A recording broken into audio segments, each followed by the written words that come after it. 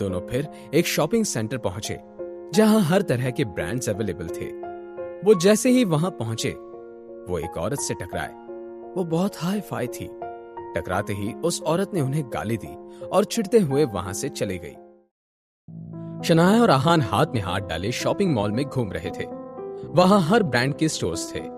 वहां वो अचानक से एक औरत से टकराए जो बहुत हाई फाई और एरोगेंट थी। दोनों के सॉरी बोलने के बाद भी उस औरत ने उन्हें गाली दी और वहां से चली गई। आहान, मुझे चाय पीनी है। मैं लेकर आता हूं, तुम यही वेट करो। इतना कहकर आहान शनाया के लिए चाय लेने चला गया। तुम्हारी चाय, उसने कप शनाया को देते हुए कहा और शनाया मुस्कुराने लगी। क्या हुआ, तुम मुस्कुरा के रही हो? तुमने शायद नोटिस नहीं किया, पर तुम आजकल मुझे आप नहीं तुम कहते हो। आहान ये सुनकर सरप्राइज हो गया। उसने सच में ये बात नोटिस नहीं की थी। शनाया, तुम्हें मतलब आपको बुरा तो नहीं लगता ना? ऑफ कोर्स नॉट अभी। In fact I love it. तुम बहुत अपना सा लगता है। काफी स्टॉल देखने के बाद शनाया को एक प्राडा का स्टोर दिखा। स्टोर देखते ही शनाया बहुत एक्साइटेड हो गई और आहान को खींचते हुए वहां ले गई। स्टोर में एक फीमेल असिस्टेंट ने उन्हें ग्रीट किया। Hello sir. Hello madam. Welcome to the store. My name is Divya. How may I help you? क्या आपके पास फ्रांस के आए लेटेस्ट बैग्स हैं? यस, हमारे स्टोर पर फ्रांस से लेटेस्ट कलेक्शन परसों ही आया है। इतना कहकर दिव्या उस लेडी को लिमिटेड एडिशन सेक्शन में लेकर गई। वहां शनाया पहले से एक चमकीले लाल रंग के पर्स को देख रही थी। जब दोनों का आई कांटेक्ट हुआ तब दोनों का मुंह बन गया। ये लेडी वही थी जिनसे आहान और शनाया पहले टकराए थे। मैडम, आप प्लीज साइड हो जाइए। आप हमारा रास्ता ब्लॉक कर रही हैं। इस बात पर शनाया का मुंह बन गया। वो उनके रास्ते में नहीं थी, वो तो बस पर्स देख रही थी। मैं बैग देख रही हूँ। कौन सा बैग? ये बैग जो आप अफोर्ड नहीं कर सकती? एक्सक्यूज मी, आप कहना क्या चाहती हैं? इस पर्स का प्राइस 60,000 है और आपका मिडिल क्लास बॉयफ्रेंड खर्चे से डर कर पहले ही भाग चुका है। बेहतर यही होगा कि आप यहाँ से चली जाएं। अच्छा, अगर ऐसा है तो ये लो मेरा कार्ड और स्वाइप कर लो इसे। शनाया ने अपने बैंक कार्ड देते हुए कहा। जब विकी ने शनाया से माफी मांगकर पैसे ट्रांसफर किए थे, उस अकाउंट में तब से कुछ पैसे अभी भी थे। शनाया की इस बात से दिव्या सोच में पड़ गई। वो किसी भी तरह का कोई अंदाजा नहीं लगाना चाहती थी। तभी उस लेडी ने कहा, मुझे ये बैग चाहिए, तुम इसे मेरे लिए पैक कर दो। ये सुनते ही दिव्या के चेहरे पर चमक आ गई। यस मैडम, अभी करती हूँ। ये सब देखकर शनाया शॉक थी। ये पर्स पहले मैंने देखा था। ओह, तो तुमने देखा था, तो ये क्या तुम्हारा हो गया? फर्स्ट कम फर्स्ट सर्व के बारे में सुना है कभी? मुझे पहले आने से कोई मतलब नहीं है। मुझे बस ये पर्स लेने से मतलब है। शनाया किसी भी बहस में नहीं पड़ना चाहती थी, इसलिए उसने वहां से जाना ही बेटर समझा।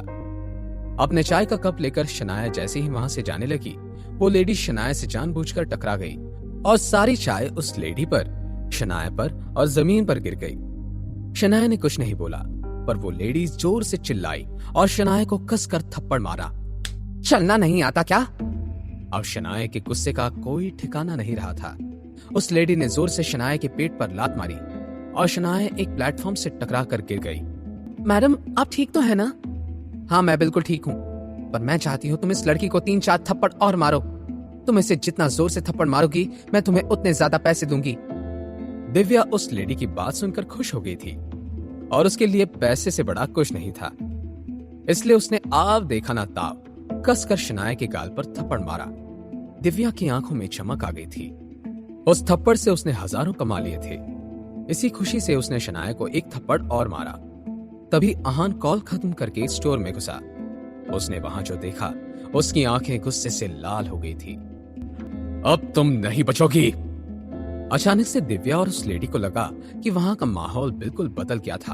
आहान भागकर शनाया के पास गया। इतने में दिव्या रुक गई। उसने जैसे ही पीछे मुड़कर देखा, उसे आहान की गुस्से से लाल आंखें नजर आई। वो डर के मारे वहीं पर बैठी रही। अब आहान उस यंग लेडी की तरफ मुड़ा। अपनी मुट्ठी भींचते हुए आहान उस लेडी की तरफ जा रहा था।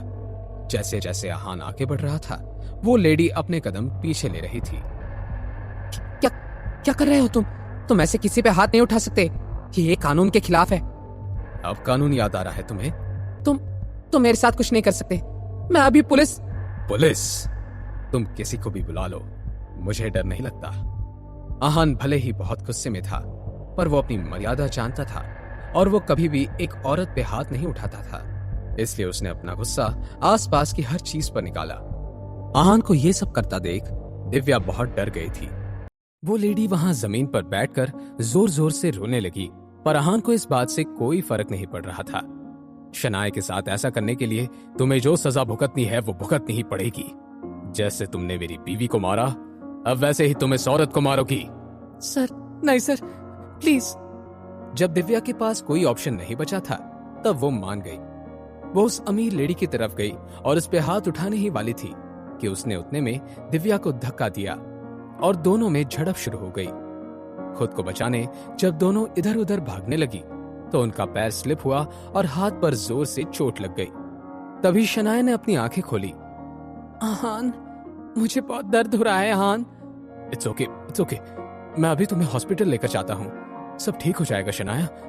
फिर उसने शनाया की उठने में मदद की और वहां से जाने के लिए तैयार हुआ। वो जैसे ही वहां से जाने लगा, मॉल की सिक्योरिटी मैनेजर वहां कुछ सिक्योरिटी गार्ड्स के साथ भागता हुआ आया। ये सब तुमने किया है? आप पूछेंगे नहीं या क्या हुआ था? मैं तुमसे पूछ रहा हूँ कि ये तुमने किया है? सिर्फ हाँ में या ना में जवाब दो। हाँ, ये सब इसी ने किया है। उसे पकड़ो और मार दो। मैं तुम्हें एक मौका देता हूँ सारे सिचुएशन को अच्छे से समझने के लिए। कोई जरूरत नहीं, मैं तुमसे सच उगलवा लूंगा। कुछ सिक्योरिटी गार्ड्स आहान की तरफ जैसे ही भागे, आहान ने अपनी मार्शल आर्ट स्किल्स की वजह से कुछ सेकंड्स में ही उन्हें जमीन पर गिरा दिया था। अब भी मुझसे सच उगलवाना है? You stupid person, तुम्हारे ये गार्ड्स एक आदमी को पकड़ नहीं पाए और खुद ही जमीन पर लाशों की तरह पड़े हैं। शराब! तुम्हारी इतनी हिम्मत कि तुमने मुझे शट अप बोला? अभी बताती हूँ तुम्हें। इतना कहकर उसने अपने पति को फोन लगाया। राकेश, ये मॉल में मुझे कुछ लोग मारना चाहते हैं, तुम जल्दी आ जाओ।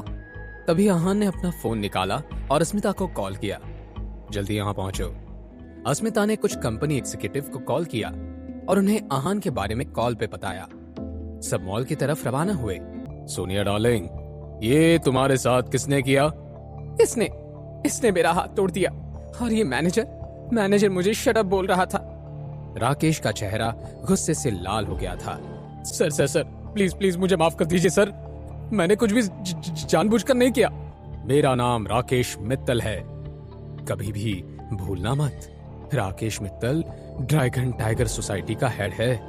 ड्रैगन टाइगर सोसाइटी मनाली में बहुत फेमस थी। ये लोग एक तरह से गुंडे थे जिनका कनेक्शन अंडरवर्ल्ड के साथ था। अब राकेश आहान की तरफ मुड़ा। तो अब तुम बताओ, इस मामले को कैसे सुलझाएं? राकेश, मुझे इसके हाथ नहीं, इसकी जान चाहिए। Just shut up. तो मिस्टर, आपने क्या सोचा है? अगर यह आपके लिए पॉसिबल नहीं है तो मैं अपने हाथों से कर देता हूं। आहान के चेहरे पर मुस्कान आई और उसने अपनी गर्दन हिलाते हुए कहा, मुझे लगता है तुम्हारी पत्नी का सुझाव अच्छा है। ऐसा करो, तुम मुझे मार दो। ठीक है, तुम्हें मरने का शौक है तो फिर मरो। जैसे ये कहकर राकेश ने अपने आदमी को उसे मारने का इशारा किया तो भीड़ रेस्टलेस हो गई। अस्मिता कपूर एक ग्रुप को लीड करते हुए स्टोर की तरफ आ रही थी। उनके पीछे सूट में बहुत सारे मेंबर्स थे। ये सभी ड्रैगन टाइगर सोसाइटी के मेंबर्स और हेड थे। सब लोग अब आहान को सिंपैथी की नजरों से देखने लगे थे। उन्हें आहान पर तरस आ रहा था। सुनील और मेरे साथी यहाँ पर कैसे? उन्हें देखकर राकेश हैरान था। उसने तो किसी को भी कॉल करके यहाँ नहीं बुलाया था, फिर वो सब यहाँ कैसे? ड्रैगन टाइगर सोसाइटी के हेड सुनील को इस बात के बवाल के बारे में कैसे पता चला? क्या होगा जब सुनील और राकेश आमने सामने होंगे? क्या अब आहान बच पाएगा? जानने के लिए देखिए अगला एपिसोड सिर्फ पॉकेट एफएम के YouTube चैनल पर, और सीक्रेट अमीरजादा के सारे एपिसोड्स को सुनने के लिए डिस्क्रिप्शन में दी हुई लिंक से डाउनलोड कीजिए पॉकेट एफएम ऐप।